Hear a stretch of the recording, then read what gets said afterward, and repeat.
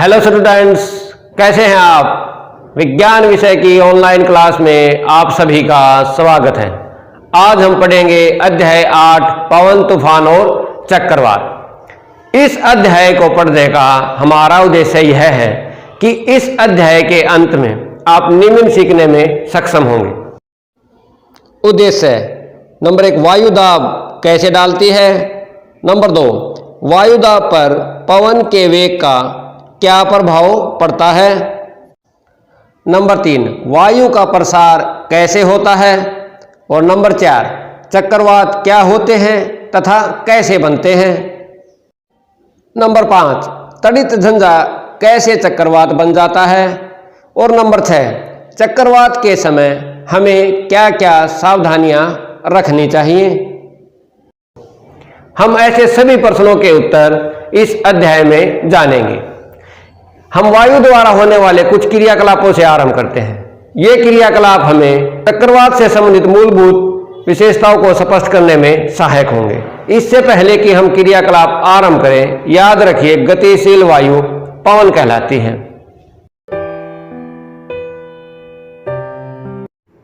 आइए क्रियाकलाप से समझते हैं कि वायु दाब कैसे डालती है।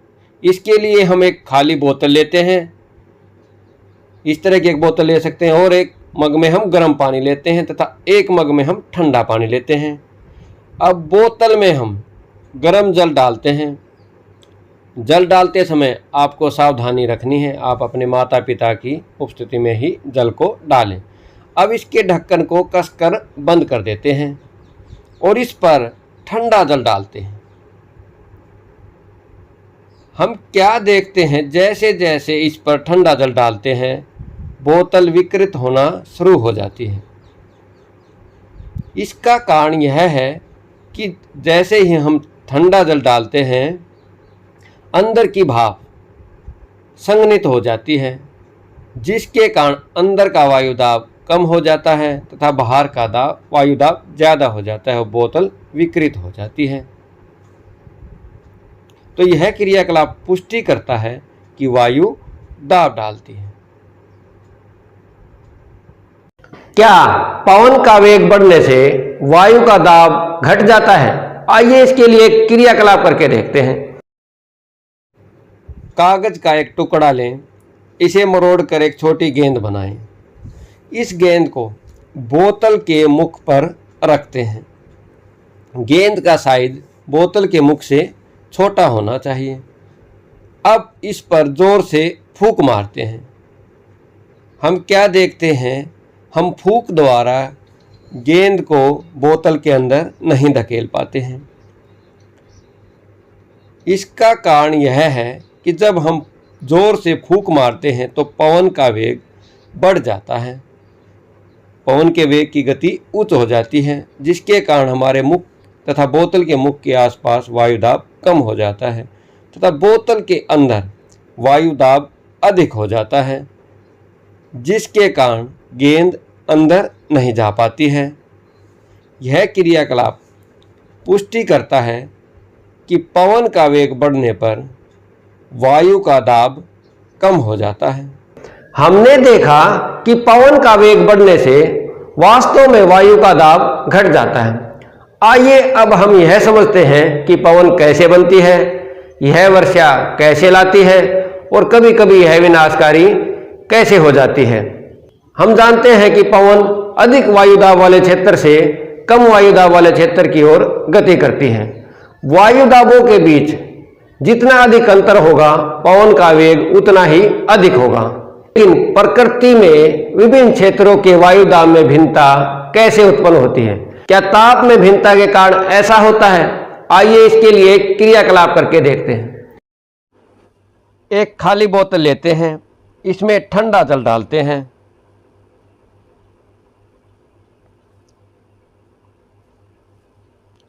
अब इस बोतल के मुख पर एक बैलून को कसकर लगा देते हैं।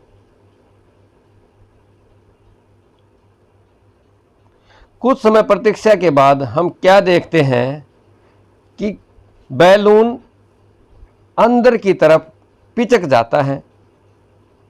बैलून ठंडे जल में अंदर की तरफ क्यों पिचकता है। आइए अब यही क्रियाकलाप गर्म जल के ऊपर करके देखते हैं। एक बोतल लेते हैं, इसमें गर्म जल डालते हैं। जल डालते समय आपको सावधानी रखनी है क्योंकि गर्म जल हाथों को जला सकता है। इसके ऊपर उसी तरह एक बैलून को कसकर लगा दीजिए और कुछ समय प्रतीक्षा कीजिए।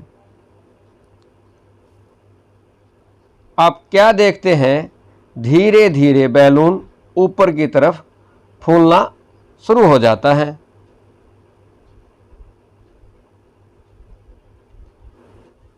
यह क्रियाकलाप पुष्टि करता है कि गर्म होने पर वायु ऊपर की ओर उठती है अथवा उसका वायु का प्रसार होता है। अब तो आप समझ गए होंगे कि धुआं ऊपर की ओर क्यों उठता है। गर्म किए जाने पर वायु का प्रसार होता है तथा वह पहले से अधिक स्थान घेरती है। जब कोई दी गई वस्तु पहले से अधिक स्थान घेरती है तो वह हल्की प्रतीत होती है, इसलिए धुआं ऊपर की ओर उठता है। पृथ्वी के वायुमंडल में पवन धाराएं कैसे उत्पन्न होती हैं? पवन धाराएं पृथ्वी के असमान रूप से गर्म होने के कारण उत्पन्न होती हैं। आइए कुछ स्थितियों को देखते हैं जिसके कारण वायुमंडल में पवन धाराएं उत्पन्न होती हैं। नंबर 1, भूमध्य रेखीय और ध्रुवीय क्षेत्रों का असमान रूप से गर्म होना। नंबर 2, थल और जल का असमान रूप से गर्म होना, जिसके विषय में हम अध्याय 4 में पढ़ चुके हैं। थल समीर व समुद्र समीर। समुद्र की तरफ से आती गर्म मानसून हवाएं अपने साथ जलवाष्प लाती हैं जिससे वर्षा होती है। यह प्रक्रम जल चक्र का एक चरण है। वर्षा हमें आनंद का अनुभव कराती है, लेकिन वर्षा हमारे लिए अनेक प्रकार के संकट भी उत्पन्न कर देती है, जिनसे कभी कभी आपदाएं आती हैं जो मनुष्य, जीव जंतु तथा पादपों के लिए अनेक प्रकार के संकट उत्पन्न कर देती हैं। आइए ऐसी दोस्त आपदाओं, तड़ीझंझा तथा चक्रवात के बारे में अध्ययन करते हैं। यह प्रवाह चित्र आपको उस परिघटना को समझने में सहायक होगा जिसके कारण बादलों का निर्माण और वर्षा होती है तथा तूफान और चक्रवात बनते हैं। दो क्षेत्रों के बीच ताप में अंतर, वायु में संवहन धाराएं उत्पन्न होती हैं। गर्म वायु ऊपर उठती है जिससे न्यून दाब का क्षेत्र बनता है। ठंडी वायु न्यून दाब क्षेत्र की ओर प्रभावित हो जाती है। गर्म वायु ऊपर उठकर ठंडी होती है और उसमें उपस्थित जलवाष्प संघनित होकर बादल बनाती है।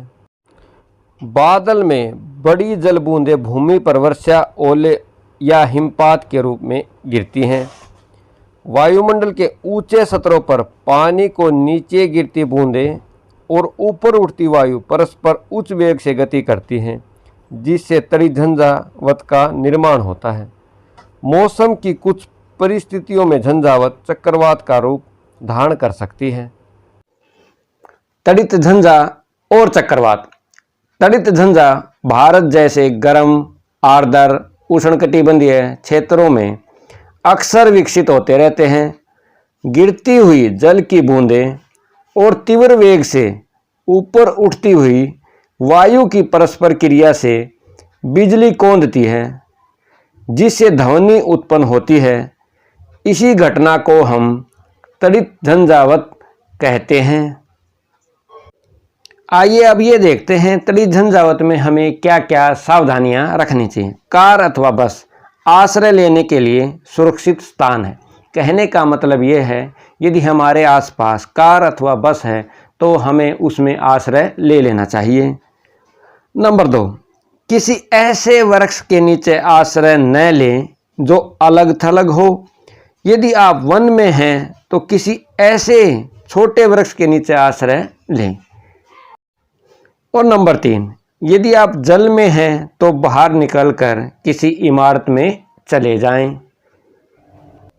आइए अब यह देखते हैं तड़ित झंझा कैसे चक्रवात बन जाते हैं।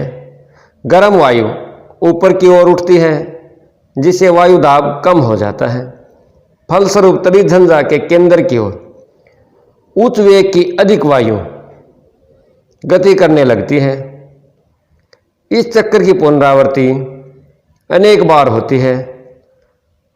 घटनाओं की इस श्रृंखला का अंत बहुत ही निम्न दाब के एक ऐसे तंत्र के निर्माण के साथ होता है जिसके चारों ओर उच्च वेग की वायु की अनेक परतें कुंडली के रूप में घूमती रहती हैं।